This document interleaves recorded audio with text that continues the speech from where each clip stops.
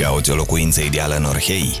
Ansamblul Riviera îți oferă confortul necesar și infrastructura socială perfectă pentru un ritm de viață activ la doar 10 minute de centrul orașului.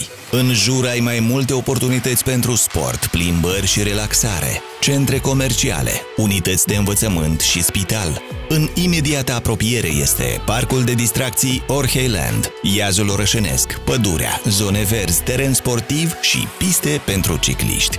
Aici începe visul tău, în propriul apartament cu vedere încântătoare spre parc și pădure. Trebuie doar să te bucuri de o viață de calitate pentru care totul este creat la Riviera Orhei. Vino acum la o prezentare și obține oferta de preț. Sună la numărul afișat pe ecran.